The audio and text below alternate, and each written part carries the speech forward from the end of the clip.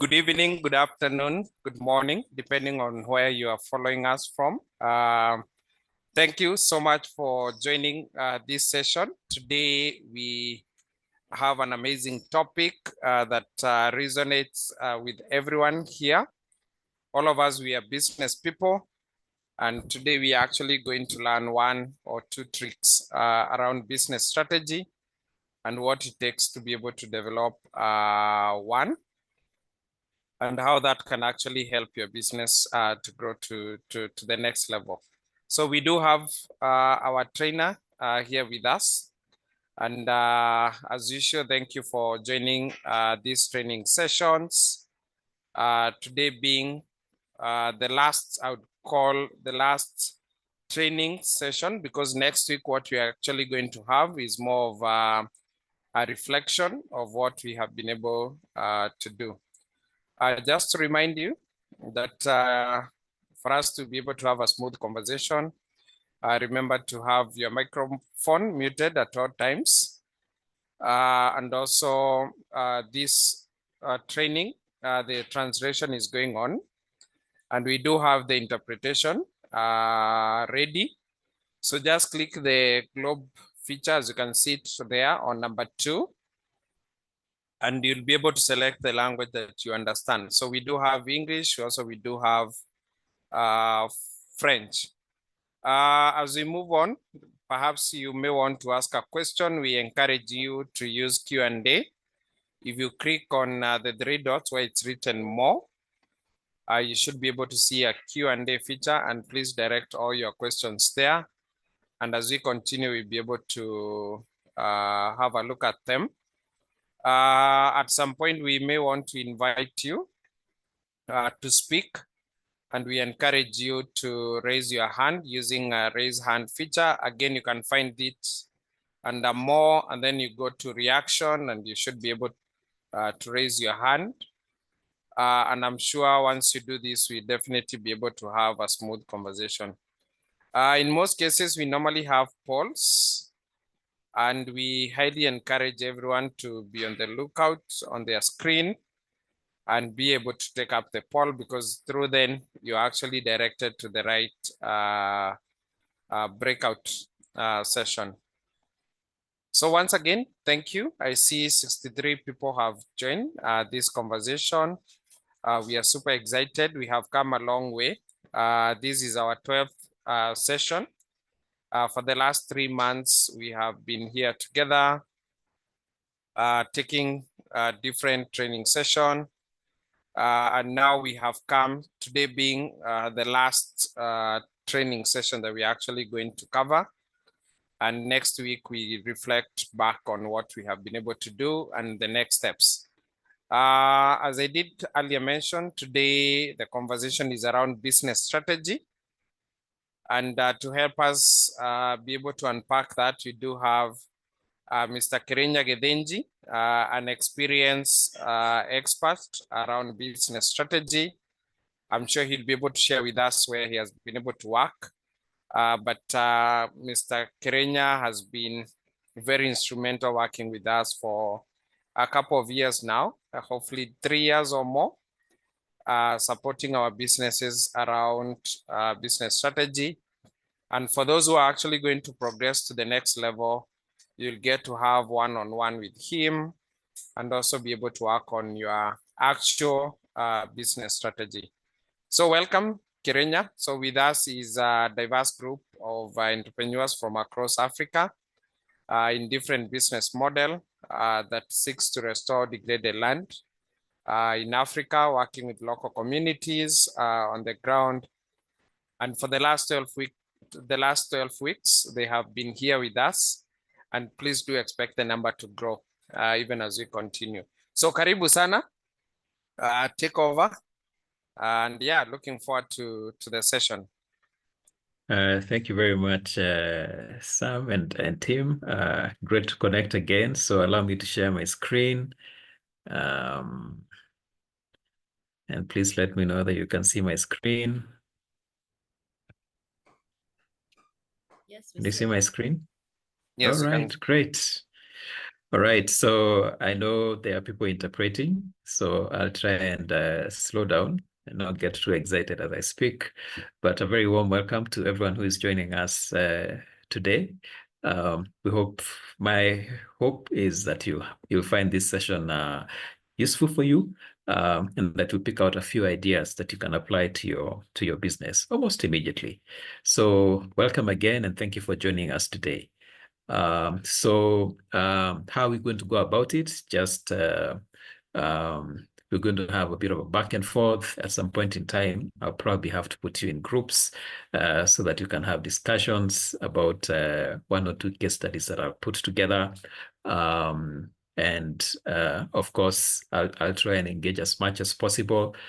So on your part, please note to respond also as much as possible and keep an open mind. So with that introduction, let me just move on straight to what we're covering today. And I'll start with a question, actually. So please post the answer on the chat. And my question is, which idea brings together the 7 words in the next slide? Which idea brings together the 7 words in the next slide? So please post your responses on the chat. So those 7 words, there is response, there is internal, there's challenges, there's opportunities, there's external, there's present, there's future, like that. Which idea or ideas bring together the 7 words? Please post on the chat.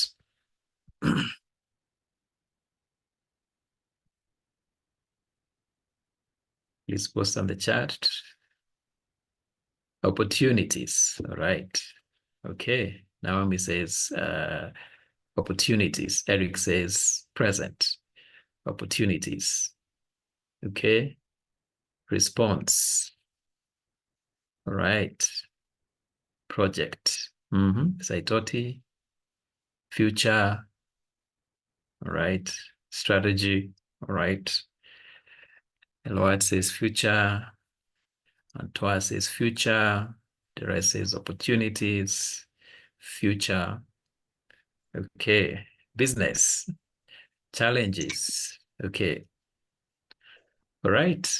We have many responses. Which idea brings together all those 7 words? Which idea brings together all the 7 words? Entrepreneurship, opportunities, business dynamics, marriage. Wow. Very interesting. Okay. All right. Challenges. Very well. Okay. So thank you very much for your response. Agriculture, Antoine. All right. Challenges, feedback. Anthony says feedback. Thank you very much for your responses. Victor is talking about strategy. All right. Thank you very much. I think because of time, I'll just break it off here. And that's the correct answer is strategy. Strategy is the one that is an idea that brings together those 7 words. And the 7 words again are response, challenges, opportunities, internal, external, present, future. The idea that brings those 2 words, the 7 words together is strategy. So what do I mean? So the simplest way to look at strategy is to view it as a response. The simplest way to look at strategy is to view it as a response, right? So it's a response to what?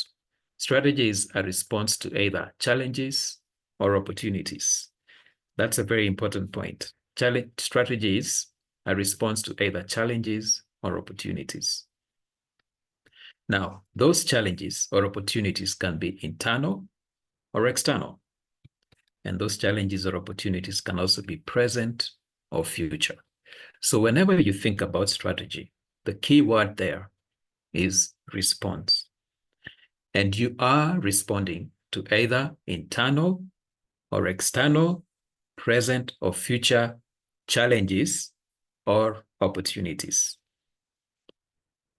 So if you look at it that way, then every business owner who is here today is a strategy practitioner by default, whether you have gone to school to study strategy or not. As long as you're running a business like you're doing, you're already a strategy practitioner. The only difference is whether you're doing it right or wrong. So every SME owner, every business owner is a strategy practitioner by default, because you're always responding to challenges and hopefully opportunities. So that's number one about strategy. Second point I want to make about strategy is that strategy deals with the decisions or choices that you need to make today so that you extract future value for your business. So strategy deals with decisions or choices. And those choices, you need to make them today so that you create value or extract value for your business. Very important point. That's the second point about strategy. First, you're already in the space of strategy. Second, it's about making decisions or choices. Now, when it comes to making decisions or choices, there are three kinds of decisions you can make as a strategy practitioner. And you said you're already doing strategy anyway. Number one, it's decisions that will create value for your business. That's one category. The second category is decisions that will neither add value nor remove value from your business. And the third category is decisions that might actually destroy value in your business. So I hope you are making value creating decisions when it comes to your business, because it's possible to make decisions that actually destroy value for your business. All right. Now, my third point about strategy is the absence of a strategy is itself a strategy. The absence of a strategy is itself a strategy. So don't tell me strategies for big organizations. No. And don't tell me I don't have a strategy. No. The truth of the matter is, even the absence of a strategy is itself a strategy. So that's a very important point. Any comments so far before we move now to how to create strategy? That's our next point. Any comments so far? Please post on the chat what's new for you. What is new for you? Please post on the chat.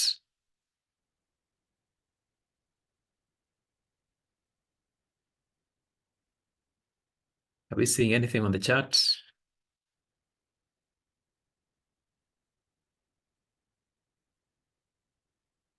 What are we learning so far?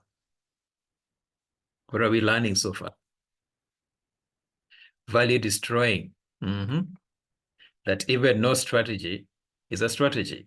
Value destroying. All right, no comments. All right, that I'm a strategy by default is interesting. Naomi.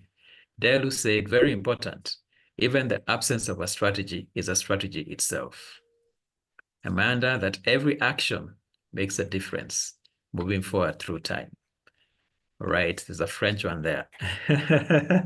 Anthony says, wow, no strategy is a strategy to fail. Incredible. Thank you very much for your response. Maybe, so Kirenya, I've seen yes. a question on how absence of a strategy is a strategy. I don't know whether you want to expound or that's in your next slides. Okay, that is in my next slide, but I think I'll just move forward some because of time. I had said the absence of a strategy is itself a strategy. Thank you very much for that question. So why do I say that the absence of a strategy is itself a strategy? Because when you decide not to put up a roadmap, because a strategy is a bit like a roadmap for your business. When you decide to put up a roadmap, not to put up a roadmap for your business, what are you doing by default? It's selecting another roadmap, which you don't know about. So that is why we say the absence of a strategy is itself a strategy. If you don't have a roadmap about how you're going to move your business from this point to this point, or how you're going to respond to challenges from opportunities that come your way, the truth of the matter is, when those challenges come and when those opportunities come, you're still going to respond to them anyway. You're still going to respond to them anyway, whether you have decided beforehand or not. So that's why I say the absence of a strategy is itself a strategy. You cannot avoid, as a business person, thinking through strategy. And my next point is, I hope Sam have answered the question. So my next point is, where do you start? Where do you begin when you're starting off a strategy? What is the starting point? And maybe I could put that as a question to those who are participating today. Where do you think you should begin when it comes to thinking about strategy? Where do you think you should begin when you're thinking about strategy? Please post on the chat before I give us some group work. Where do you think you should begin? By evaluating what you're doing. That's what Michael says, your mission and goals, where you are currently at the beginning of any venture. Great. What problem you're solving and where you want to go, visualizing. That is where you begin. Thank you very much. Strengthening, the rest said that. I can see many responses. The target, that's what SWOT, Mohando said the same. Past and current. There's a French one there. I may not be able to pick it up. What you want to achieve. Okay, so allow me to move on. So at this point, I'm going to put us in groups, and I can see we are quite a large number. We can have about 10 groups, Sam. Is that okay? And then I'm going to give us the assignment. So before we move to the groups, I'll give us the assignment. Give us the assignment. Yes. Yeah, Kirenya, even as you give the assignment, yes. Important that we share that there's a poll that we have already shared on your screens. Yeah, so please take up the poll, because it's through this that we are actually going to direct you to the right breakout rooms. Yeah, I see 46 people have done it, 51. Please make sure that you do it. Otherwise, we risk getting many people who have not taken up. It's on your screen, just take it. Yeah, Kirenya, feel free, even as they take, to explain. As they take the poll. All right, okay. Yeah. So I have this collapsed animal feeds manufacturing company. And the reason it collapsed was because of mismanagement. The main reason for collapse is because of mismanagement. So now, I am hiring you to be my consultant, to help me to turn around the business. Okay, so it's collapsed. Animal feeds manufacturing business has collapsed. And now I'm hiring you to be my consultant, to be my advisor, to turn around the business, that animal feeds business that has collapsed. Now, what I want you to do when I put you in your groups is to think about your top 5 actions and rank them in order of priority. And I'm going to give you the options that you have. And secondly, and importantly, I want to tell you that all the answers are correct. All the answers are correct. So your job is to get all those answers and figure out what will be your first priority, your second priority, your third, your fourth, and your fifth priority out of the 14 that I am going to give you. And I move on to them.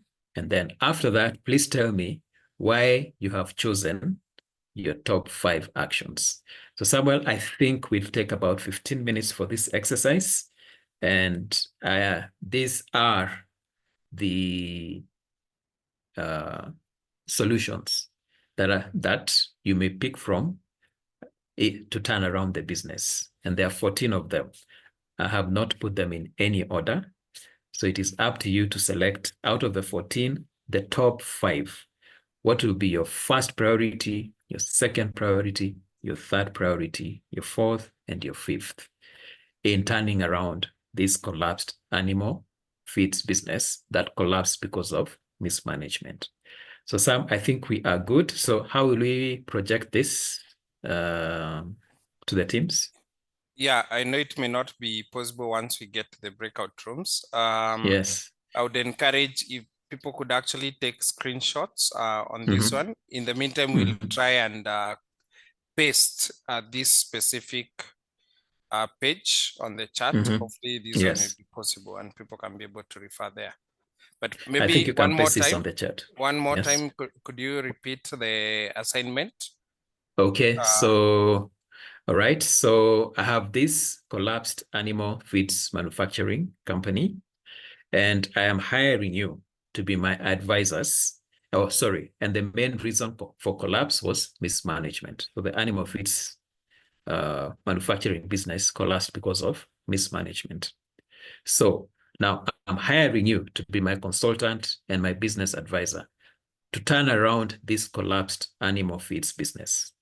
And I have 14 choices for you to make.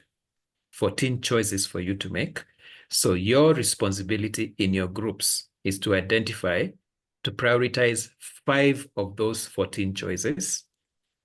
You start with your first priority, your second priority, your third priority, your fourth priority, and your fifth priority.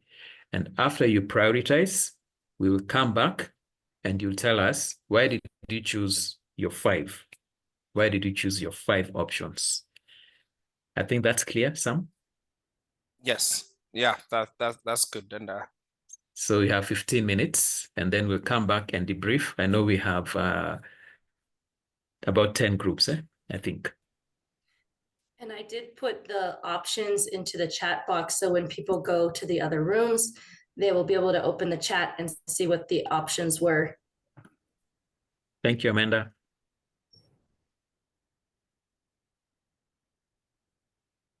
Yeah, thank you.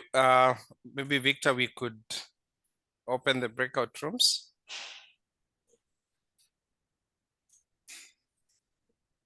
Victor?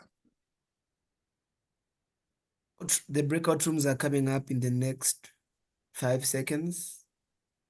Okay.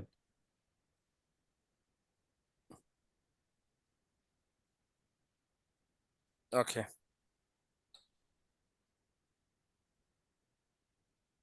Yeah, so the breakout rooms have been open. So see you after 15 minutes. Okay, thank you.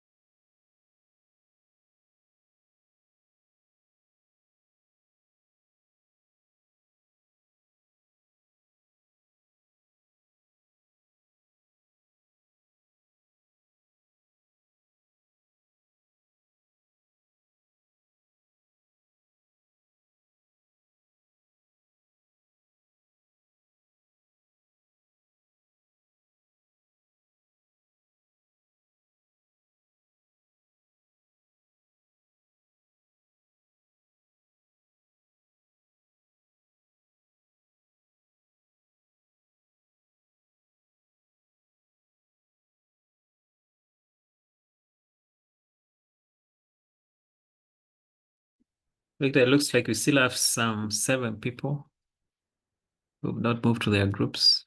I think the 7 are probably interpreters, me, Amanda, you. All right. Yeah, I see that. Yes. I see that. All right. Yeah. Okay. Well, the discussions are going on well, so it's good. Yeah, true.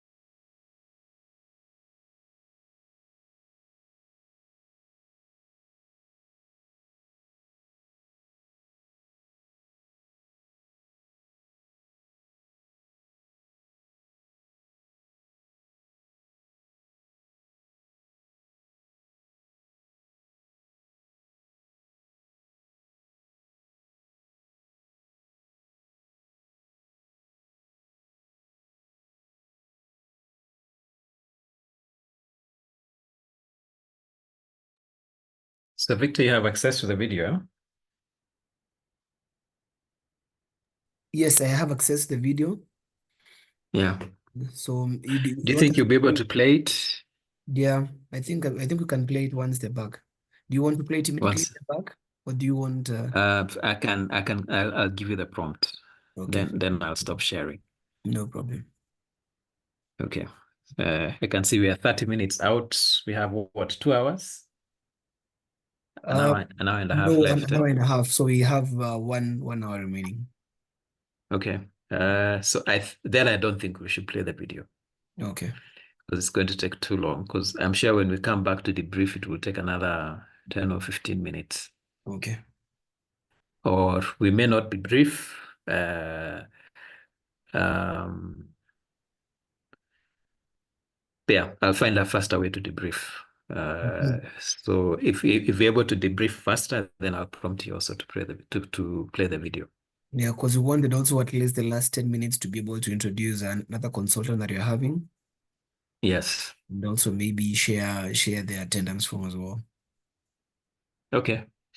All right. So then I think we'll probably have to skip the video, and then we can work with a bit of a debrief for this particular case study. Then I'll try and apply a bit of pace. Okay. Yeah, as we move along. Okay. That would be okay. All right. Thanks.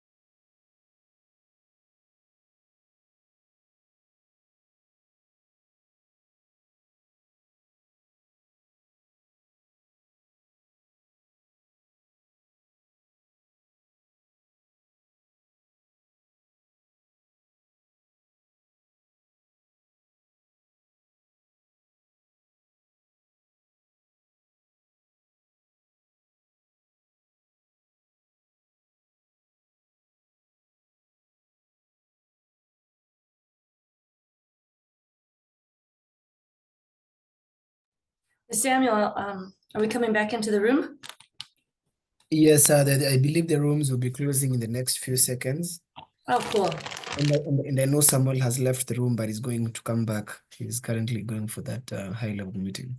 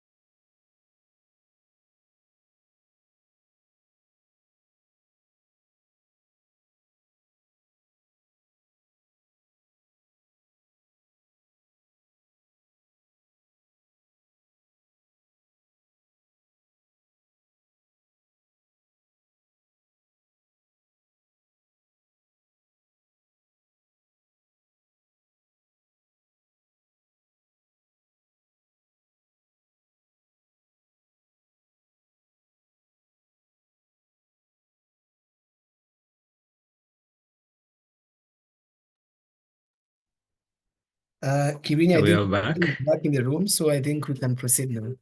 Thank you. All right, thank you. Okay, so I'll just pick 2 or 3 random groups, Victor, just to give us their sequence. What did they select as their sequence? What's their priority number 1, priority number 2, number 3, number 4, and number 5? Very quickly. Maybe Sam, Michael? All right, Michael has raised her hand. So let's go to your group. I need another 3 or 4 hands. It's for the purposes of learning. So Michael, what did you come up with? Please unmute yourself and give us your sequence. Yeah, so we had an exciting session with the team, and I'm in a very dark place, so you won't see me either way, but I can share my screen because we have our results here. No, you can just read them out. It's okay. Okay. Oh, there you go. You can just read them out. Yeah, so we mostly agreed that we needed to replace bad managers. That was across the board, except for Chris, needed to improve products, which is a good option as well. Then the second option was number 5 was the highest, to improve the products. And the argument around it was, maybe the whatever was, as the production was going on, the mismanagement happened, the product was not needed.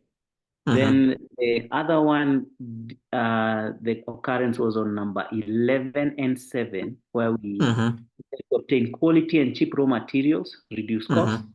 And then number 7, hire effective salespeople so that they're able to sell fast and recover.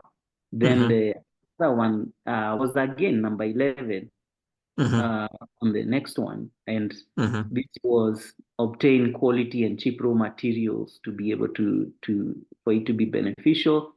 And the last one that occurred the most was work with good and understanding clients. Yes. Yeah. So all right. Thank you very much. You're welcome. Thank you very much. We have 3 other people who raised their hands. Let me go to Eric Foundi. Eric Foundi. So maybe 2 more. Yeah. Thank you, Michael. All right, Eric Foundi. Tell us your selection. What's your priority number 1, 2, 3, 4, and 5? Then after that, we'll go to Leon. OK, bonsoir. Bonsoir à tout le monde. Moi, je m'exprime en Greetings français. to everyone. I'll speak in French. I have to change this to English so that I can hear what you're saying. interpretation English. Ok. Okay, go ahead. Ok, merci. Okay, thank you. So we work and we tried to we had 5 priorities. The first one was to replace the managers. That was the one. Hello, can you hear me? Yes, you're very clear. Thank you. So the first action the first action was to replace the managers. Mhm. Then secondly, we found finding a new investor in with the necessary experience. That was the second priority. Then the third priority Mhm. was to hire a new production personnel, sales personnel. Personnel de production. Okay. Et puis, Mhm. quatrième priorité, Then third priority was to obtain a quality raw materials.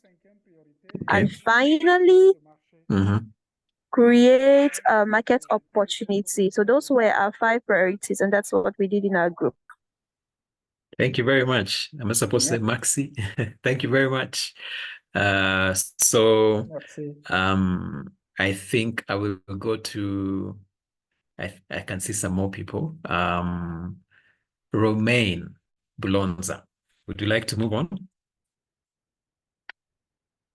And then I'll go to Leon, and then we can end with Pius because of time. So Romain, Leon, and Pius in that order. Yeah, I'm there. Okay, Romain, go ahead. Tell us what you chose. Here I am. Okay, thank you very much. I'm going to present in French as soon as I am French from an English Speaker. French-speaking country. Okay. Go ahead. Go ahead. Nous avons dans notre groupe nous avons. So in our group, we choose between the points that were given to us, and we talked about investment as our first priority because it's fundamental to finance other activities and ensure a good profit. Investment is very important because without financing, it's going to be impossible to put in place the other actions. So secondly, we talked about replacing the poor managers because it's important to have a good managers that can better the performance, the global performance. So replacing the managers can ensure the new strategies to be well executed. So thirdly, we propose making better productions, improving production is very important to improve efficiency and even the production capacity. Fourthly, we talked about hiring new sales personnel because recruiting qualified salespersons is very important to increase production. Then finally, we talked about selecting or establishing the market because understanding the opportunities in the market helps to align demand and supply and maximizing sales. So this is very important to ensure that the production efforts and the sales efforts are aligned with the needs in the market. Thank you very much. Maxi, thank you very much. So we have Leon, then Welcome. Pius. Welcome. Yeah, good evening, Leon. guys. Hi. Okay. Well, we looked at it and we said, well, first thing we need to get rid of replace all the managers. Okay. Then we thought about it. We said, well, the internal mechanisms of the establishment if you've got bad management, maybe it's not the internal mechanism. So your packers are not bad, your quality control is not bad. It's just that the managers were bad. So we decided not to focus within our establishment. We decided to focus with things that are exterior. So the first one we went to is that if our company is being mismanaged, that means we took a loan and we need to go speak to the bank because they're going to come and get us. Okay. Our second priority was to that was our second priority. Our third priority was to. Sorry, repeat again. What was the first one? First one is to get rid of the bad managers. Managers. Second one. Negotiate our non-performing loans with banks. Bad loans. Okay. Yes. Third one was to obtain quality raw materials. Yes. Raw materials, because we thought if we had bad managers, we didn't have good materials coming in. We also thought that if those bad managers, our relationships with our suppliers, buying us probably had deteriorated and we hadn't been paying our suppliers. So we had to go out and get a good relationship with our suppliers. And our fifth one, to look at the market and reestablish because if it was bad management, we were not selling.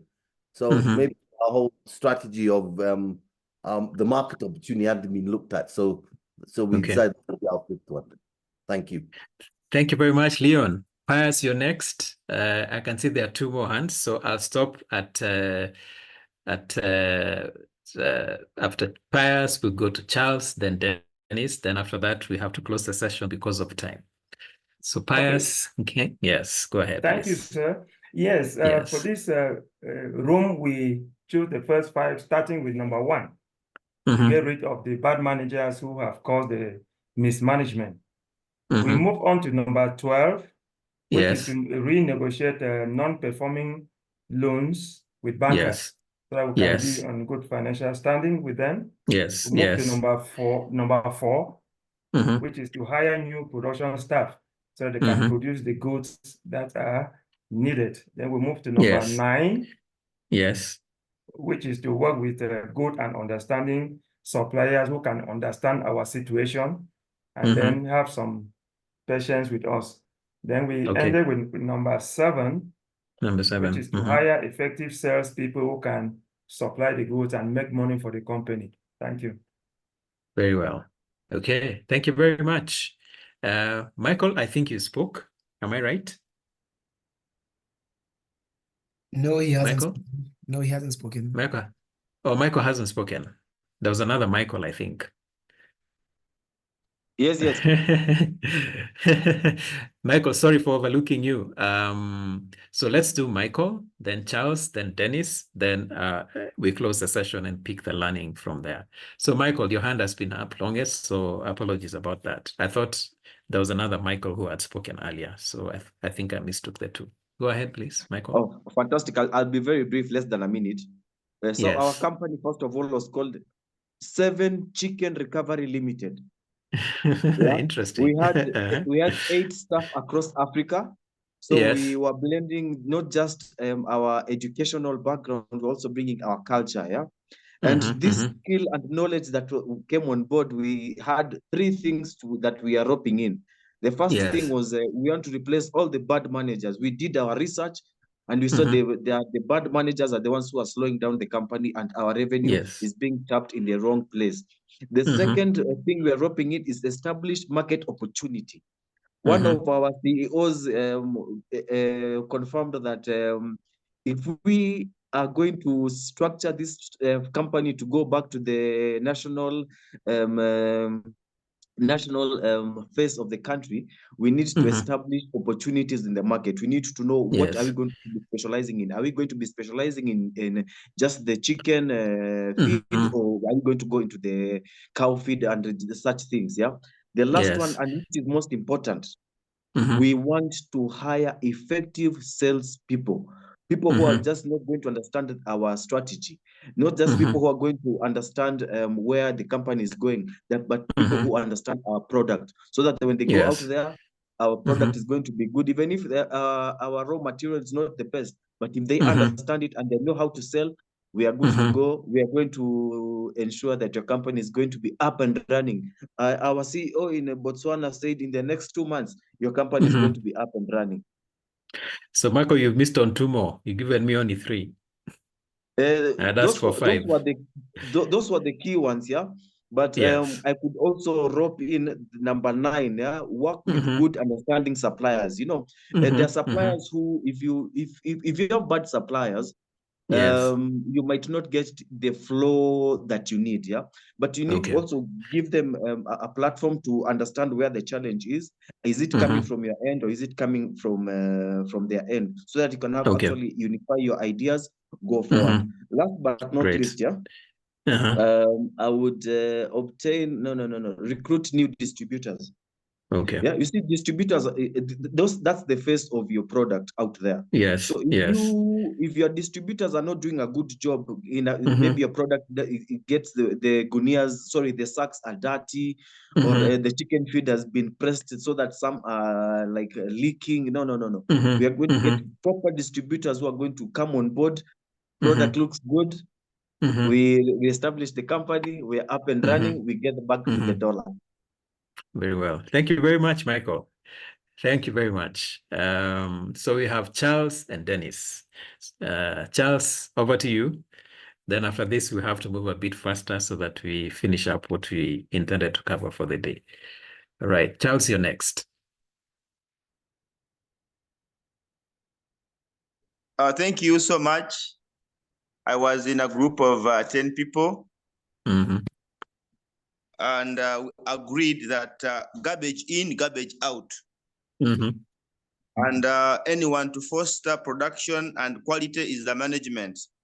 Yes. So number 1 would be hiring the best manager who would be able to cause quality and also hire the best salesperson and distributors for the product. Okay. So our number 1 was to replace bad managers. Then we looked at obtaining the quality and cheap raw materials. With this would cut on costs, first of all, production, and then increase profit. Getting quality and cheap raw material was number 2 in our selection. And then the third one was number 2. That is injecting of capital so that we can support the best manager and then get the quality of material. So we need to put in money, that is capital, so that we can have that work. So our number 4 was to work on improving the product. Okay. So this calls for market research, the product, and then see how we can improve the product that is falling. And then our last one was to also establish the market opportunities. So this calls into hire the best suppliers, the best distributors, and all the rest. So that's what we agreed on. Thank you. Thank you very much, Charles. Again, Dennis, over to you. Then we can close this session and pick up the learning, and then we move on from there. Dennis, over to you. Thank you very much. I was in a group of 22 people. So my first choice, our first choice was to replace the bad managers. Really, in the company, bad managers are not good. They cannot allow the company to perform. Good managers, the backbone of the company. It is our first point. Two is our second point was 12. It's my second point, 12. You negotiate non-performing loan. If in the collapsing company, you are depressing the team of managers, they cannot perform the business if they have not a working capital. It means that they go first to the bank and negotiate in order to get the capital to move the business. Otherwise, we can also, on the same point, we can put on the same level the point 3 to get a new investor. As a manager, you can go to the bank and negotiate the manager at the bank, and they do not allow you to get a new loan. So if you are not able to get a new loan or negotiate the credit right, you will need to look for a new investor to come in your company and venture in this business. Yes, so the second choice. The third one, the third one is 11. 11, where we have to obtain quality and cheap raw material. Normally, if you are investing expensively, you will not earn. It is necessary on the third level to look for raw and quality raw material. Fourth, we consider 11. 11. No, fourth, 5. 5. 5 is to improve products. If you want to perform your business, it's better to perform to have quality products. As the company was collapsing, perhaps in different areas where your clients are located, because of bad management, they are not getting a quality product because the follow-up in the business was not good. See, the reason why the 11 point was considered as fourth. At the 5 points, we considered 7, I think, higher effectiveness salespeople. Yes. Normally, it's higher effectiveness salespeople. Normally, if you have good managers, yes. you can let this point drop down. But salespeople are very important in the business. They are jointly working with managers to perform at the field level. Yes. Thank you. Thank you very much. So allow me to end it there. Thank you very much, Dennis, and everyone else who's contributed. I hope we are all learning out of this. So what do you think is the correct answer? What do you think is the correct answer? Okay. I'll start by telling you that the person who almost got it right, and that's Michael. Michael, I think you gave 3, then you added an extra 1. So Michael almost got it right, but also some 4 people who have presented almost got it right.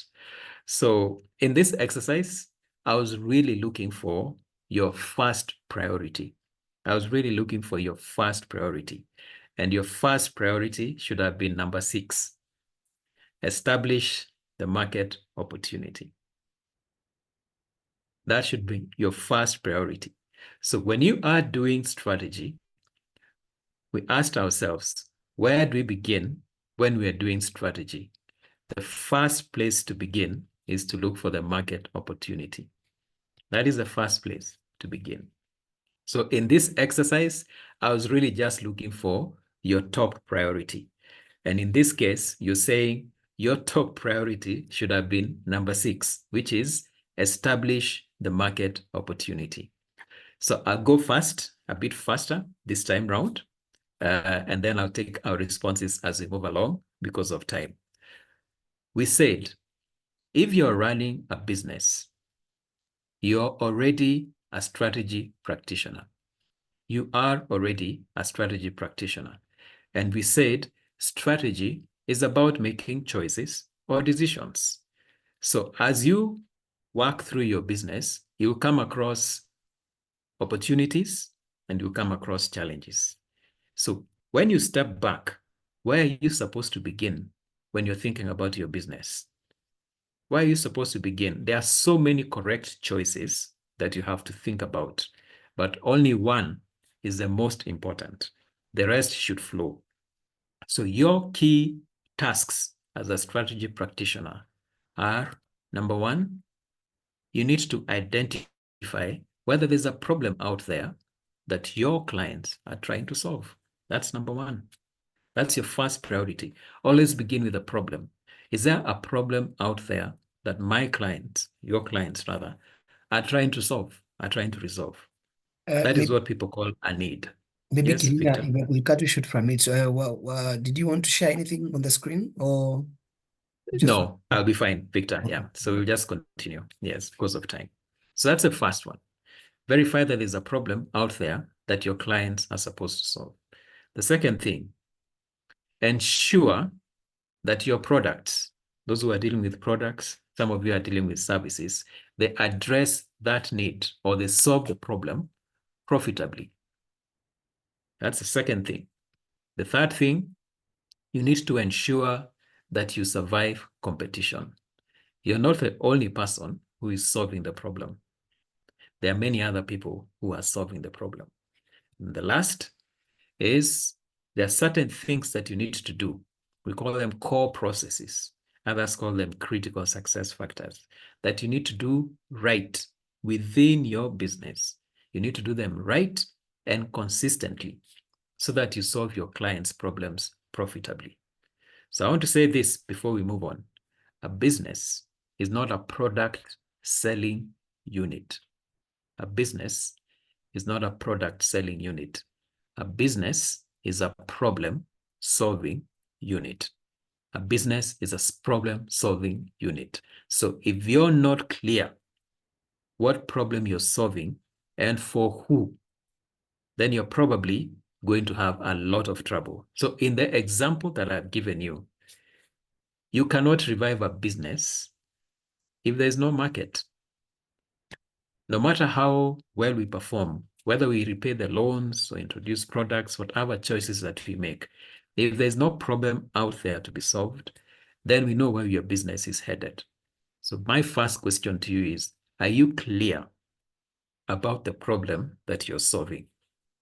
And are you clear about the people with that problem?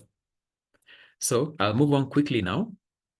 So the first thing we need to ask ourselves, I'll take these 4 aspects that I've listed one by one.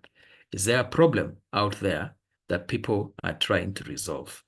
I'll give an example. What is a need? What is a problem to be solved? I'll give an example of a product that is very popular in Kenya. It's for milking cows. It's used to when you're milking cows. It's called Arimis. It's a milking jelly. So when you're out there milking your cows in the morning, in the evening, this is what you use to help you to milk better. All right. So ideally, that product is meant for dairy farmers, like the one that you see on the screen. But for those of us who are Kenyans, we know that the product is actually very popular with ladies. The product is actually very popular with ladies. Why? Because it's good for baby skin and it's good for their lips. So we have a product that is meant for the dairy farmer that is used by ladies. Now, if this lady comes to your shop to buy this product, you automatically think that she has a cow. But the truth of the matter is she's buying it because the product works very well for skin, gives them smooth skin or smooth lips, or it helps them with nappy rash and things like that. So you can see why we begin to make mistakes as business people. We are actually not clear about the problem that we are solving. We're not clear. And if you're not clear about the problem you're solving, is it a wonder that many of our businesses tend to collapse within the first year, within the second year, within the third year? So as a business owner who is automatically a strategy practitioner, ask yourself, your first thing to ask yourself is, what problem am I solving? So a market is a group of people and the job they're trying to get done. What does that mean? The job they're trying to get done is what we call a problem to be solved. I will define that a little bit further. So when we come to jobs to be done or problems to be solved or needs, I'm using those terms interchangeably. They have 3 characteristics, and this will help you think whether you're solving a real problem or not. Again, to repeat myself, a business is not a product selling unit. A business is a problem-solving unit. And these problems that we are solving have three characteristics. The first characteristic is that they are stable. They don't change over time. What changes is a solution or the technology to solve the problem. But jobs to be done or needs or problems, whichever term you want to use, they are stable over time and they do not change. What really changes is a solution. Second characteristic, needs, jobs to be done, problems, whatever you want to use, term you want to use, they have no geographical boundaries. What changes again is the solutions that people apply to solve the problem. That's the second point. The third point I want to stress is that the needs or the jobs to be done or the problems, whichever term you want to use, they exist whether there's a solution or not. So the solution is not what creates the need. The solution is not what creates the need. We are saying the need exists or the problem to be solved exists whether there's a solution or not. Like I need to go home after I do this presentation. I have to go home back home after I do this presentation. So whether there is means or not, I still have that problem to solve to move from the office to my home. So those are the three characteristics of needs. Some call them needs, others call them jobs to be done, others call them problems, whichever way. So let me define what a need is. A job to be done or a need is a task that people are trying to accomplish, a goal or objective they're trying to achieve, a problem they're trying to resolve, something they're trying to avoid, or anything else they're trying to accomplish in a given situation. So what you call a need or a problem to be solved or a job to be done is a task or a goal or an objective that people are trying to achieve, a problem they're trying to solve, something they're trying to avoid, or something they're trying to accomplish in a given situation. We're discussing needs. So have a look at this points that I'm projecting. All right, listen. The areas, the words that I've highlighted in red, what do we call them?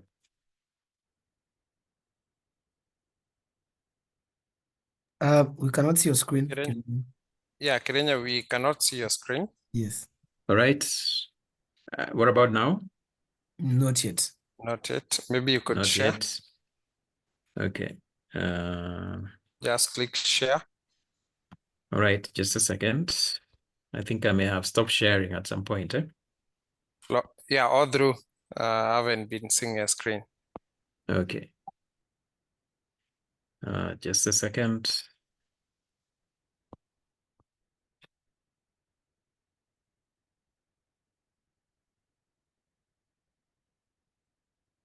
Give me a minute. I'll share this in a bit.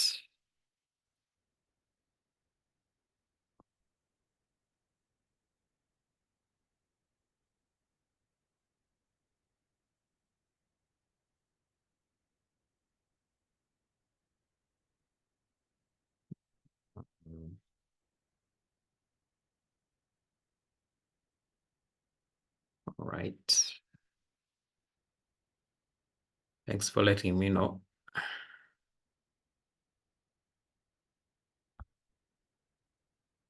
Share screen.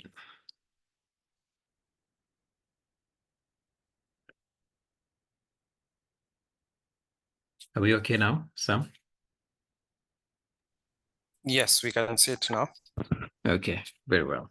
Okay, so I'll just backtrack a bit in terms of what a need is. It's a task that people are trying to accomplish, a goal, objective that they're trying to achieve, a problem they're trying to resolve, or something they're trying to avoid. or anything else they're trying to accomplish in a given situation. So look at these areas, what that I'm highlighting in red. All right, what do you refer to them? I mean, what do you call them in the English language? Please post on the chat.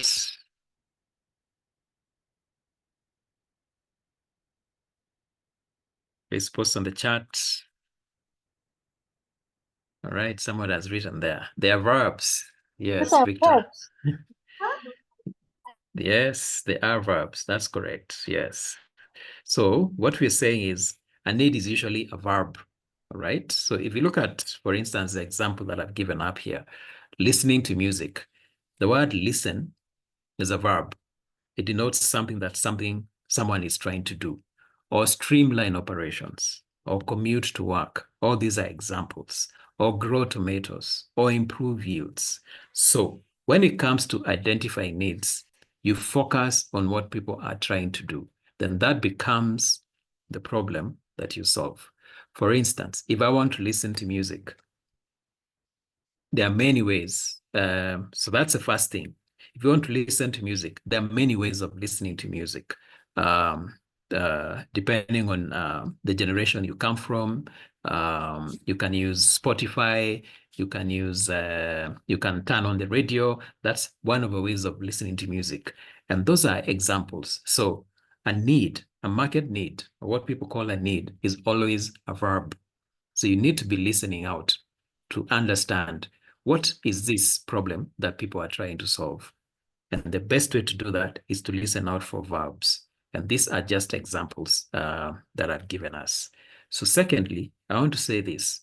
Every time somebody is trying to solve a problem, they also experience certain constraints.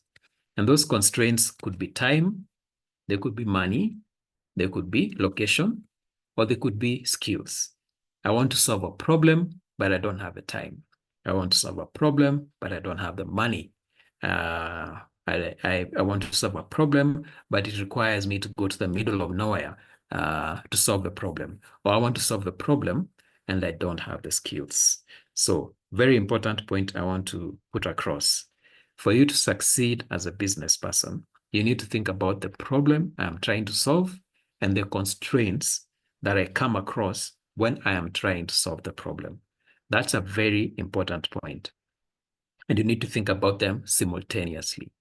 But the constraint is not the primary problem. The primary problem is, like for me, I need to move from the office to my home. That's a problem I want to solve. But the constraint I have, maybe I don't have money. So how are you going to help me to solve my problem? Maybe you're going to give me a free ride on your horse or in your camel or something like that. So always think about those two aspects simultaneously. A problem is always a verb because it denotes something that people are trying to do. The constraint usually is time, money, location, skills. Sometimes it could be all of them. Sometimes it could be one of them. Sometimes it could be two of them. But every time somebody is trying to solve a problem, there's always a constraint. So for you to succeed as a business person, you have to think about the problem that I'm trying to solve. And then secondly, you need to think about the constraints that are preventing me from solving the problem. The four that I have listed are the most common, but they're definitely not the only ones. So when the constraint is time, make things convenient for your people. Convenience means what? Convenience means you give me what I want, you give me the solution that I'm looking for that will solve my problem. You give me when I want it. And then finally, you give me how I want it. That's what convenience means. There's a hand up. Sam. Yeah. Victor, thank yes. you. I just wanted to add one very important constraint with this. Yes. Health issues. If I Health don't issues. have health, I can do Yes. nothing. Good. Great. Thank you very much. Thank you very much for that. Great contribution right there. All right. So allow me to move on. If the constraint is time, please make your solution convenient for me. Give me what I want, the solution, when I want it, and how I want it. When the constraint is money, okay, give me something that is just functional, that just gets a job done. Don't add too many things, because when you add too many things on your product or your service, you increase the cost. You have to charge more. Just give me something that is functional, that just gets a job done. So that's money. When the constraint is location, maybe you can try door-to-door delivery or e-commerce or something like that. When the constraint is skills, so first, when is skill a constraint? Skill becomes a constraint when your products are too complicated for many people to use. So you have a great solution, you have thought about the problem, and you've come up with a great solution in form of a great product, but it is too complicated for people to use. So they decide not to work with your solution. I'll give examples. You know, in the past, we used to take, we needed technical expertise to take our blood pressure. But nowadays, you can do that with a simple machine, and it will help you understand your blood pressure. Secondly, those days, we needed technical expertise to take measurements in terms of our blood sugar, to understand the level of our blood sugar. Nowadays, there's a simple machine, simple thing. Just prick your finger, and it tells you the level of your blood sugar.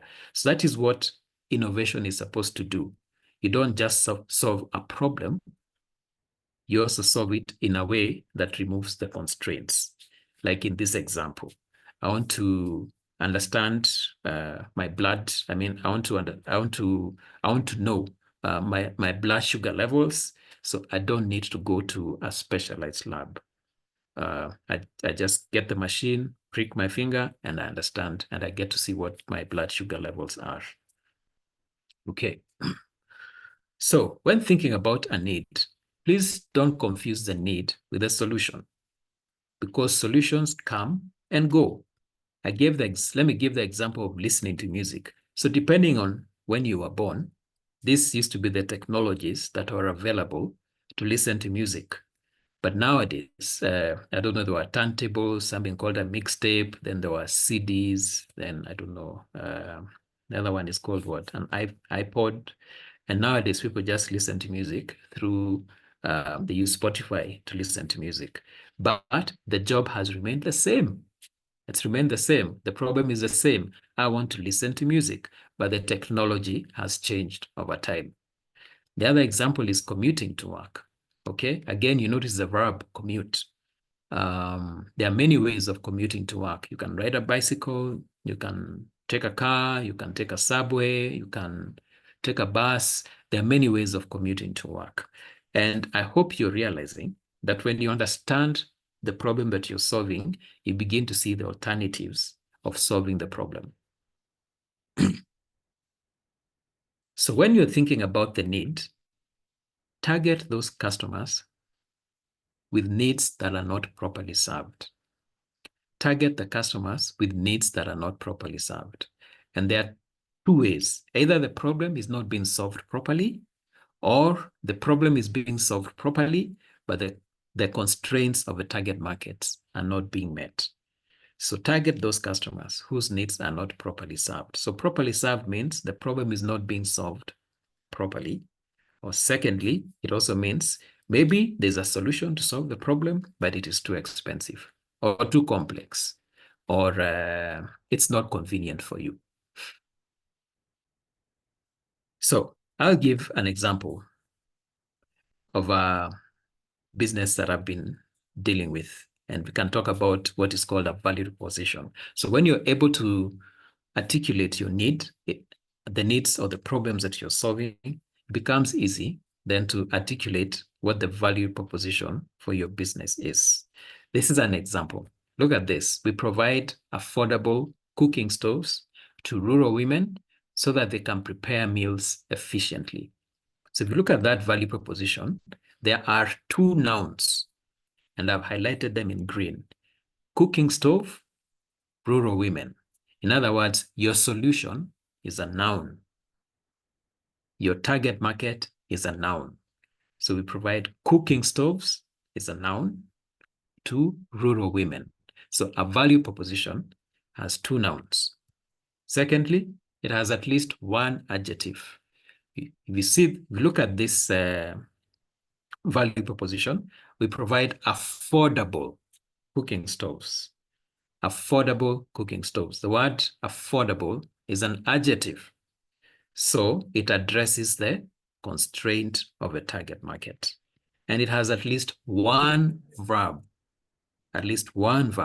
which I've highlighted in blue. So the blue explains, the verb explains the problem you're solving. So can you articulate the value proposition for your business? This is an example. For this business, they say they provide affordable cooking stove so that they can prepare meals efficiently. That's what they do. And with this, we are able to. What problem are you solving? And for who? And what are the constraints of a target market? So that's the first thing. So is there a problem or a need out there that your clients are trying to solve? So the next thing is to ensure that your products or services address a problem or need profitably. The third thing is you need to ensure that you figured out and focus on what you need to do right and consistently within your organization so that you succeed. And that is what we call critical success factors. So what are critical success factors?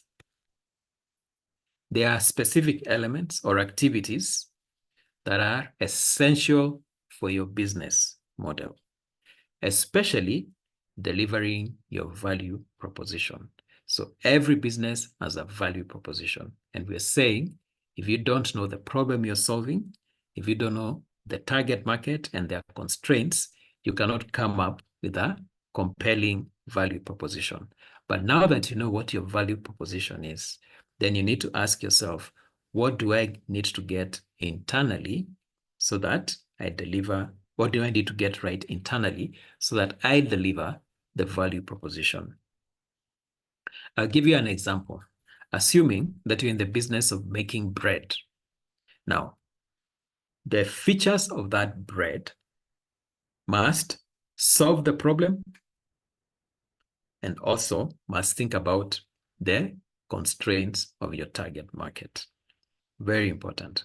We're thinking about how to think through critical success factors. So the product features of that bread must solve the problem and also must take into account the constraints of the target market. But for you to produce that bread, it's important for you to do some processing. Yeah, it could be conversion or assembly. Now, assembly is easier to explain. If you take a mango and a pineapple and a banana and then cut them up and then you give me fruit salad, that is an assembly. But conversion is very different. You have a bag of wheat, you put it in that corner, put it through your machine, and then bread comes out on the other side. That is processing. Processing involves a lot of change. But for you to process well, processing means what are you doing? What are the specific processing activities? How do you go about doing those activities? And what resources do you need for processing? So it's very, very important.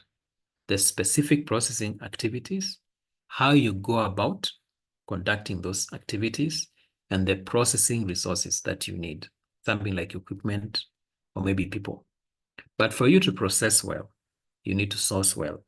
You need proper raw materials, which means that you need to source well. So if you look at it this way, you can see where the aspects that you need to get, assuming you're running a bakery, for instance. You can see you need to get the product needs to be okay, but for the product needs to be okay, it has to be processed well. But for the processing to happen well, then you need the correct raw materials. So if you take charge of these areas, then you've pretty much taken charge of the 20% that will make 80% of the difference as far as internal processing is concerned. So the other thing we need to talk about is customer acquisition. How are you going to get your next customer? You know who they are. You know who your target market is. How are you going to get your next customer? What does that mean? It means answering 3 questions. And the first question is, where are your clients most likely to be found? Please don't tell me that your clients are everywhere. Clients who are everywhere means that they're nowhere to be found. Think about where your clients are most likely to be found. Are they in mosques? Are they in churches? Are they in the upper areas? Are they next to the lake? Where are your clients most likely to be found? The second question you need to ask when you're thinking about your client acquisition is, what is the best way to reach them? Are you going to do emails? Are you going to go and talk to them face to face? Are you going to write letters to them? Are you going to have a website? What is the best way to reach them? And the third is, when you find them, what are you going to tell them? Because you will find them. If you know where they're most likely to be found, if you know the best way to reach them, then when you find them, what are you going to tell them? Are you going to tell them that I sell this product? Or are you going to tell them that I solve this problem and I can see you have this problem? Let me solve it for you.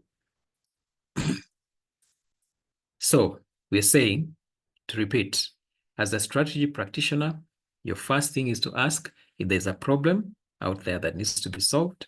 The second thing is to ensure that your products or services will address the need. And the third thing is to figure out what we have called your critical success factors. That involves your core processes. Are they fit for purpose? Are they doing the job that they are supposed to do to help you to solve the problem that you have identified in the market? The fourth thing that you need to think about as a strategy practitioner is to ensure that you survive competition, because you're not the only person who is solving the problem. So how will you survive competition? That's the fourth thing as a strategy practitioner. How will you survive competition? Now, one of the big problems we have is when people are thinking about competition, they have a very narrow view of competition. So avoid having a narrow view of competition. So assuming that we are running a bakery, I picked these photos from the internet, so you don't need to worry about that. You can see we have many competitors, and maybe our bakery, the business is baking bread. There are all sorts of bread manufacturers who we are competing with. But let's assume, for the purposes of our training today, that people take bread during breakfast. They take bread to solve the breakfast problem. So now you can see, if you're looking at competition from a narrow perspective, you can see you're only thinking about other people who are making bread like you are. But is that the only way of solving the breakfast problem? No, of course. Some people prefer, I don't know what they call them, arrowroots, others sweet potatoes, others cassava. If you live in East Africa, you know about samosas and roast maize. Some even take leftovers for breakfast. So you can see, if you're running a bakery, you're thinking in your mind that your competitor is the other bakery and the other bakery and the other bakery. You have forgotten that there are other ways to solve the breakfast problem, which is why we keep insisting, as a strategy practitioner, you need to ask yourself, what problem are you solving? Because if you're able to see the problem you're solving, you'll also be able to see who your competitors are. And we are saying there are 2 sorts of competition. Number one, who else is doing what you're doing? In the example of baking bread, who else is baking bread like yourself? But remember, there are many ways of solving the breakfast problem. So the next source of competition is how else the problem can be solved. So there are two sources of competition. Who else is doing exactly what you're doing, and how else the problem can be solved. And I want to say this, the biggest source of competition is not who else is doing what you're doing, but how else the same problem that you're trying to solve can be solved. That is how you understand competition. So avoid a narrow view of competition. The other thing, how do you assess whether you're vulnerable to competition or not? I have 5 questions only. The first question you need to ask yourself is, do your buyers, people who buy from you, have effective substitutes that are readily available? Like in the example that I've given you, there are many substitutes. I don't have to take bread for breakfast. I can even take my leftover, what I didn't eat yesterday. So that's the first question. Is it yes or no? Second question, are there many businesses providing similar products? Are there many businesses providing similar products? Remember, we are assessing how vulnerable we are to competition. So second question, yes or no? Third question, are there entry barriers? Entry barriers or exit barriers. What is an exit barrier and what is an entry barrier? I'll give an example. If you want to start a business of making tea for your clients, it's very easy to start such a business in the next 1 hour, because I'm sure you have the sugar in your house. I'm sure you can buy your milk on your way home, and maybe you have your nice cooking stove. So in the next 1 hour, you'll be able to prepare tea and you begin to sell. That's very easy. So we can say in that kind of business, there are very low entry barriers. And if you don't like it, you just leave. You just stop making the tea. So you can see there are also low entry barriers, low exit barriers. But if I'm to ask you, if you're to put up an oil refinery in the next 1 hour, that's almost impossible. So that is what entry barriers do. So the higher the entry barrier, the harder it is for people, the easier it is to compete. All right. The fourth question, is your product really different from what's available in the market? I'm not talking about packaging. I'm not talking about the taste. I'm not talking about the quantity. I'm talking about whether it solves a problem. Yeah. My product solves a problem. Your product solves a problem. So what really is the difference? So is your product really different? The fifth question you need to answer is it easy to get information about price and product features? Is it easy to get information about price and product features? Because when it is easy to get information about price and the features of a product, it is very easy to compare. And when it is easy to compare, then you're in a very competitive space. Maybe I'll just take a few minutes and just ask, where do you think you are as far as competition is concerned? Are you in a very competitive space, or you don't have a lot of competition? Please post on the chat and see what people are going to say. Please post on the chat.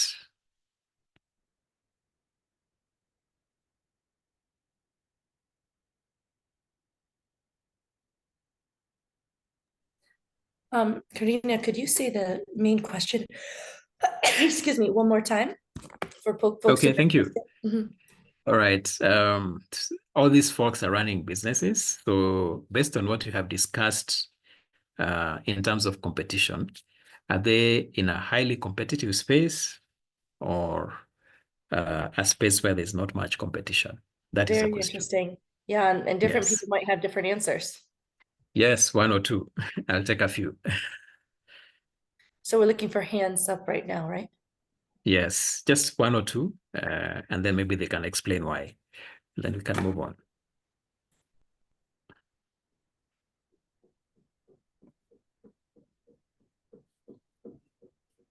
As we wrap it up.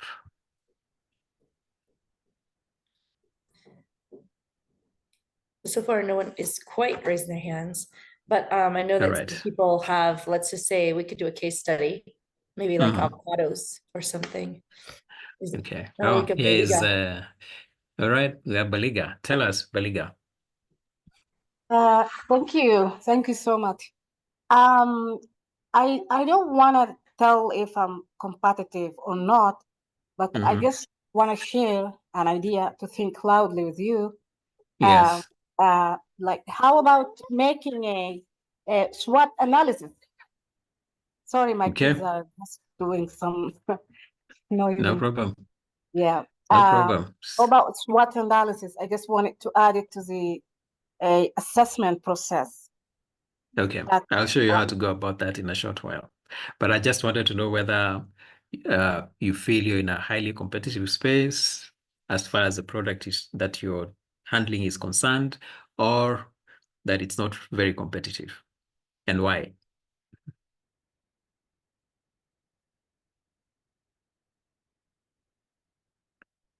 Bofa, you raised your hand. Tell us.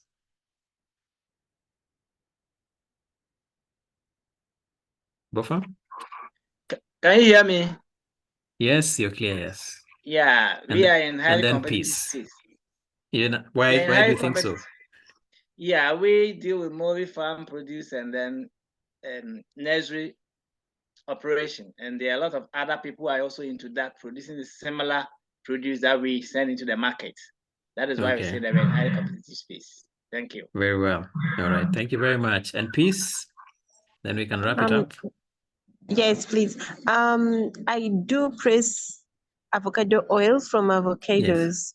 So Yes. is my competition only people who are producing avocado oil, or I also have to add the companies importing olive oil? So now it has opened my mind to another form of competition. So I don't need to look at only avocado oil. Then I would also like to know, am I competing with the avocado oil processors who are selling abroad, like outside my country? Because many are exporting, and me, I'm selling in the domestic market. So how can I gauge that? Okay, interesting question. But who are you selling to, Peace? Peace, who are you selling to? You're muted.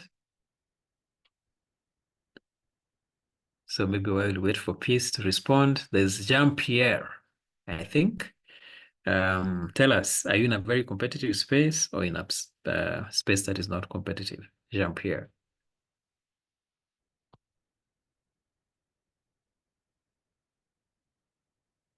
You're muted.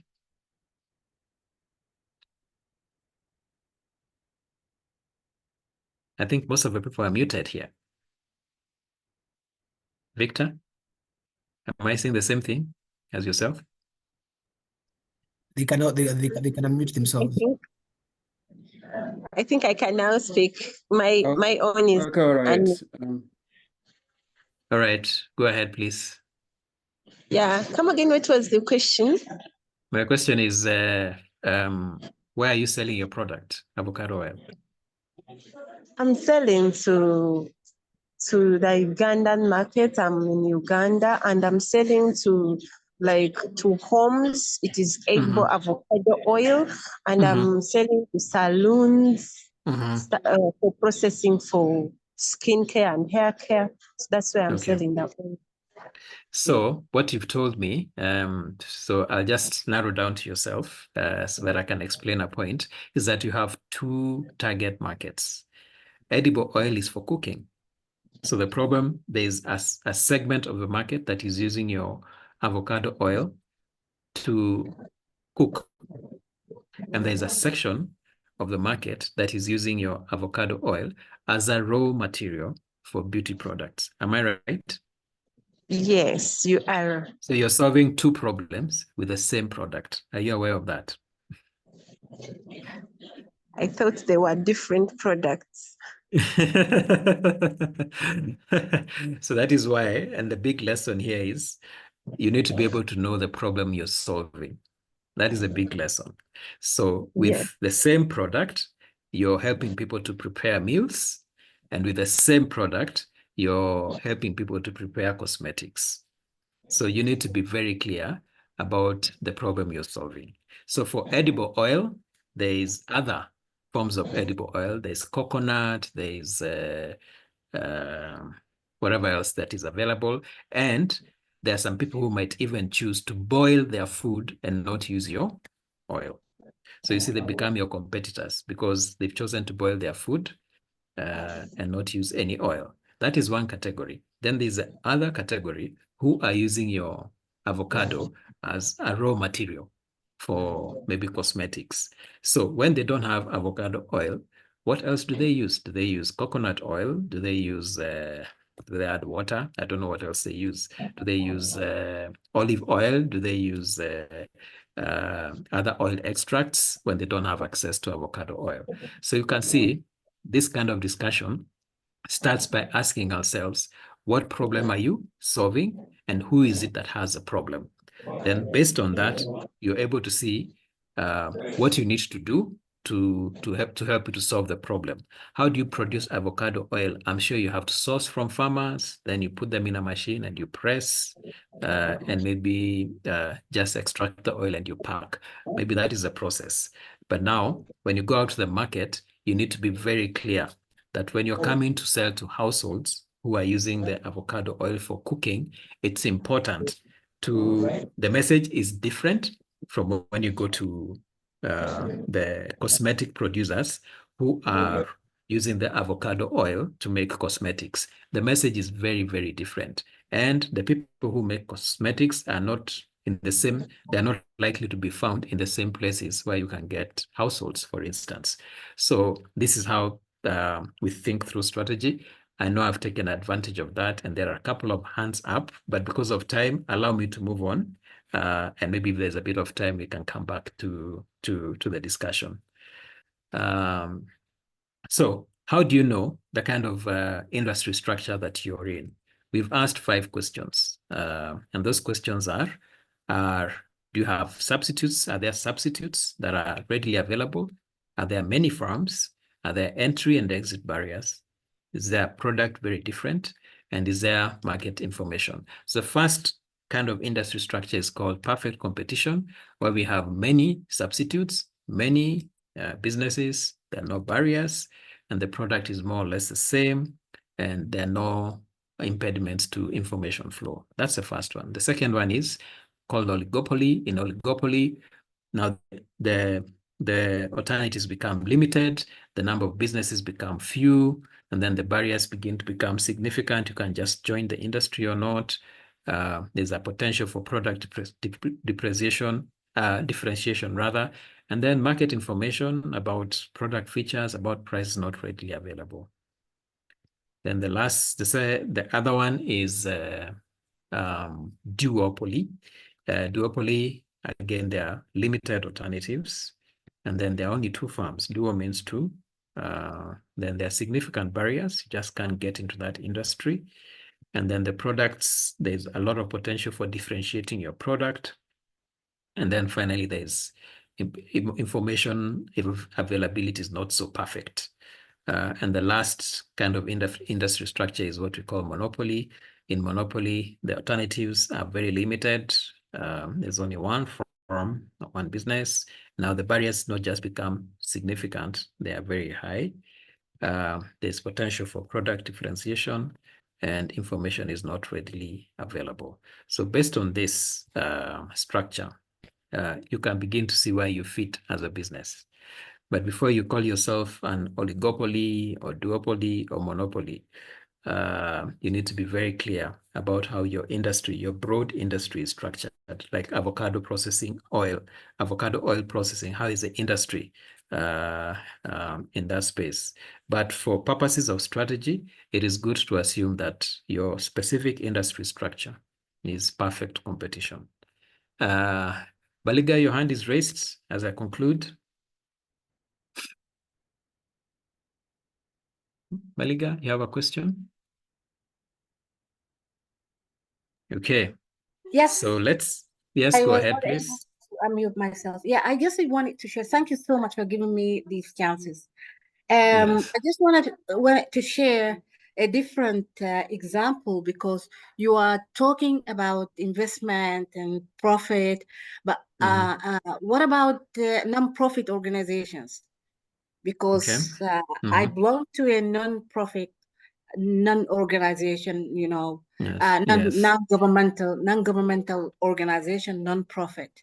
In this case, when I wanted to compare myself or assess if I'm competitive or not, I think in this case, I will compare myself as an organization with my peer other organizations in terms of the deliverables, the funding, partnership. I think this type of aspects to be compared. Yes. Over to you. Okay, great question. But what problem are you solving? And is it the NGO that is only solving that problem?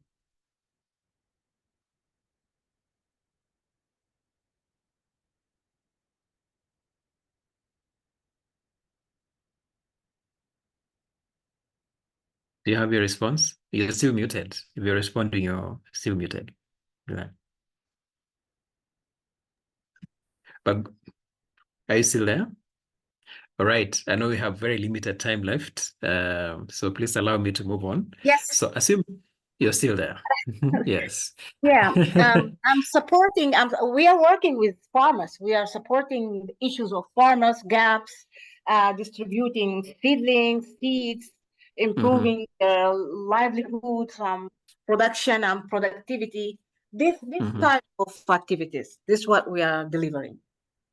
All right. You've talked about what you're delivering. You've not mentioned the problem you're solving. Yeah, the poor, vulnerable people. We are targeting the vulnerable people. We want to improve their livelihoods. This is the problem. So the problem you're solving is to help poor people improve their livelihoods. Yeah, and in Sudan, specifically given the current, ongoing war also. Yes. We have so many problems to contribute to. Okay. But your NGO just deals with livelihoods, helping poor people to improve their livelihoods. So that's clear. There's one more hand. I want to take a different view. Dennis, you raised a hand.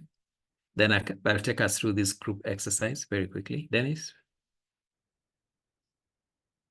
Because our time is very gone. Dennis, your hand was raised. Please go ahead. Dennis? Are you muted? Are you getting me now? Yes, go ahead. Yes, Dennis, we can get you now. I think you've gone off again.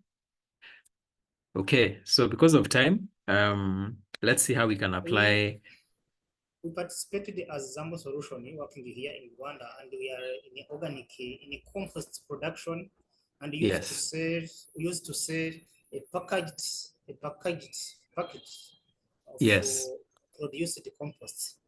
Yes. Now, normally in our business here in Rwanda, we are partnering with farmers by bringing the biomass, the organic matter in our center, and we use to make a compost with them and pack in small packs of 25 and 50 kg and sell them out.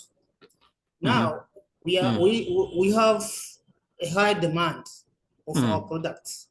How can I outrun our business competitors if the demand is getting higher and higher every day in our local market?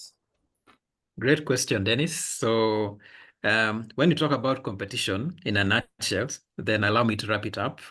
Maybe we will not be able to do this quick case study. When you talk about competition, we are talking about alternatives. Dennis? Are you trying to say that there are no alternatives to what you're doing? And even if the demand is high, it doesn't mean that there are no alternatives. There are always alternatives to solve a problem, always alternatives. So if the demand is high, it means that you have a big market opportunity, and congratulations for that. It's very rare to have demand exceeding supply. So allow me to wrap it up there. So we'll skip the group exercise, but it was just to summarize very quickly. If you're running a business like this, I'm just giving an example. You're running a business catering for construction workers. What do you think their need will be? What are constraints they face when they're trying to meet their need? How will you resolve their need? Who do you think your competitors are? And then lastly, what will it take to succeed from an internal perspective? So if you're running a catering business, catering for these people, so very quickly, the need is not food. What they need is energy. It is the food that brings the energy. So what kind of constraints do they face? These are the questions that you should be answering for your business. What problem am I solving? Okay, so in this particular case for the construction workers, what we want to know is they want to replenish their energy. They want to satisfy their hunger. But because they're in a very confined space, they probably don't have a lot of money, and they can't place looking for food. Then how will you resolve their need? You have to come up with a product that helps them to satisfy their hunger or to replenish their energy affordably, because they probably don't have the money. Because that one is one we know construction workers don't earn a lot of money. Who are we competing with? Of course, there are other people who are delivering food, but they can also come with food from home. You may be competing with their wives. Yeah. And then what will it take to succeed in this business? Of course, the most important thing, because we said they need high energy food and they have constraints of time, they can't, and location, then maybe you have to deliver the food on site and you have to deliver high energy food. So allow me to stop there. Sam, over to you. Good. Thank you so much, Kirenya, for that session. I want to believe to everyone it was as insightful as it was to me, one of the best sessions, and hence why we did actually have it as the last training session for this specific phase. Yeah, so do let us know on the chat how you feel about the session. But I do know the attendance sheet has been shared, if I'm not wrong. Yeah, so the attendance sheet is there. Please make sure that you sign up, and also you do leave comments. I see people saying it's not working. Victor, I don't know whether that's correct. Maybe you could check on that. But otherwise, thank you so much, Bwana Kirenya, for always being available to support us, or rather to take our cohorts through this specific training, which has ended up being one of the useful sessions. I know this is just the beginning. For those who will progress to the next phase, we'll definitely be able to meet Kirenya even more engaged, really having those practical sessions, be able to interrogate your business, and supporting you to be able to develop a strategy. And to some extent, we will even meet him physically when we get to meet wherever we get to meet this time around in Ghana. So thank you so much, Kirenya. I don't know whether we do have 2 minutes, and maybe we could make a few announcements even as you take the attendance sheet. Today, we would like to introduce you to the consultant that you talked about, who is actually going to support you with deliverables. Remember, you are supposed to submit 3 deliverables, but we do have this window where we are actually accepting deliverables for feedback. And we had shared with you an email with a link to where you can be able to access that form. Thanks to the many people who have been able to submit their deliverables, I think I can see close to 50 people who have actually been able to send deliverables for feedback, which is commendable. And I encourage almost everyone here to send. So this is actually going to be open until 15th. So we are remaining with about 6 or 7 days to go. You'll get feedback from the consultant, and then the consultant will wait for the next deliverables to be sent, if any. And after that, next week on Tuesday, time like this, once we are through with the session, we are actually going to officially open phase 2 application. So you want to join next week so that we can be able to take you through that application process and what it entails in terms of timeline. So without further ado, let me invite Paminas. Mr. Paminas, if you can mute yourself and maybe we can spotlight you so that everybody can be able to see you. Mr. Kariuki, are you here? Samuel, I also want to take this time to say that the link that was sent is not working, so we will need to create a different one.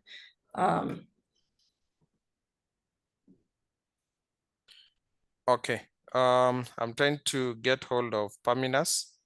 Paminas, are you here? Paminas Karaoke. Not sure whether somebody can be able to spot Paminas. Yes, he's here. I'm sure he's trying to unmute himself. Paminas, I've given Paminas, you. maybe just raise your hand, Paminas, and I'll unmute you. Just raise. Okay, I have done that. Thank you. Okay. I was unable to unmute myself. Video also has an issue, I think. Okay, if somebody can help open my video, it's okay, because it's my first meeting. So thank you very much, Samuel, for the introduction, and good evening to everyone. My name is Paminas Karaoke. I work with a consultancy firm known as Comstrat and Design Limited. We have been working in areas of capacity building for SMEs. And we have been fortunate to have have been of support to entrepreneurs working with the LA, in Malawi, Nairobi, and even from a webinar we had done previously in branding. So like Samuel has just mentioned, we will be supporting in reviewing the deliverables for the top 100. As I again congratulate you all for making it to this step.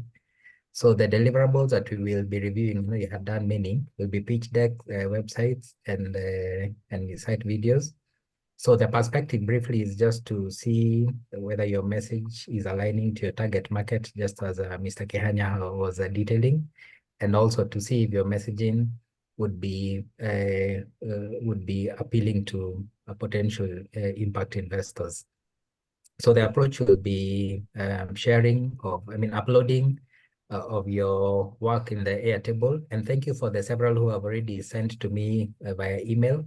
I'll kindly encourage you to upload to Airtable so that as I review, I'm able to put in the comments, and also other people within the LA team can be seeing what we are doing in the progress.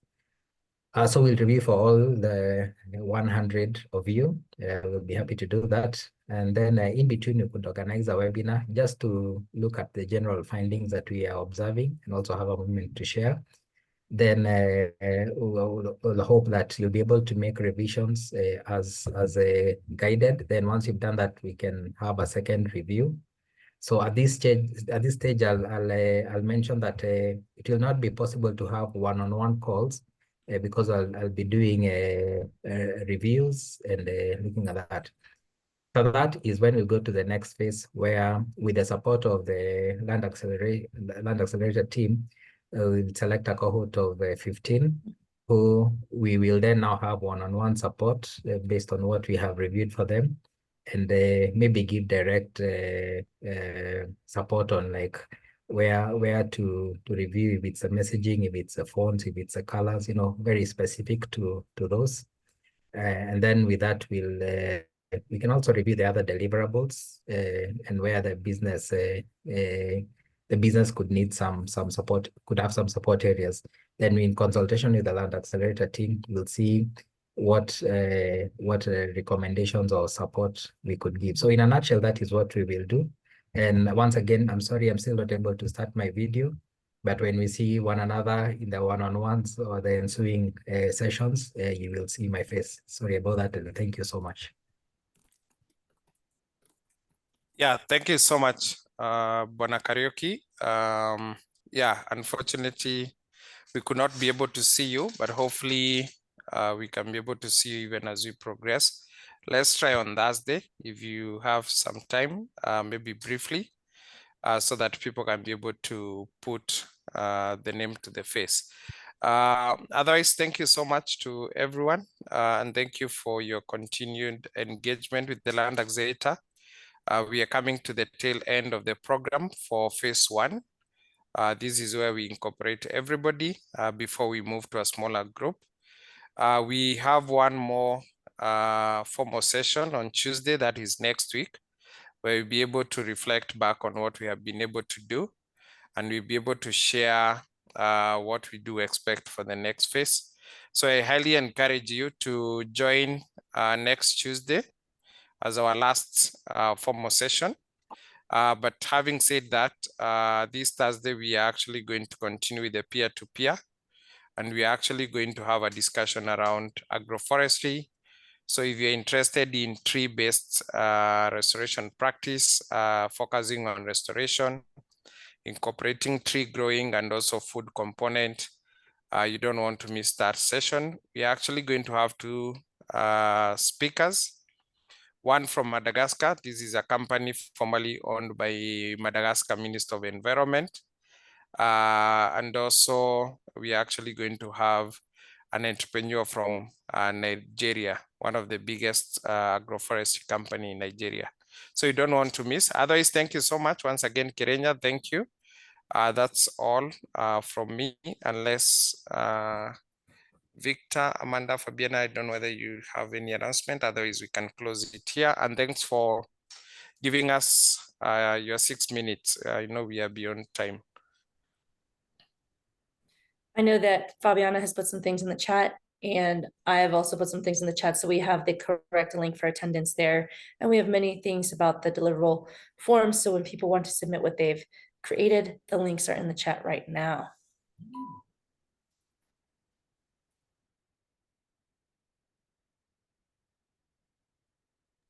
So that was my announcement. Thank you.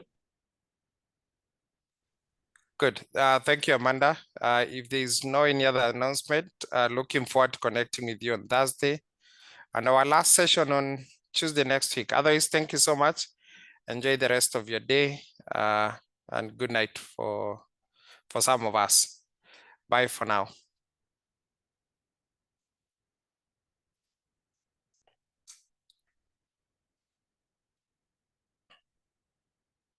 Bye.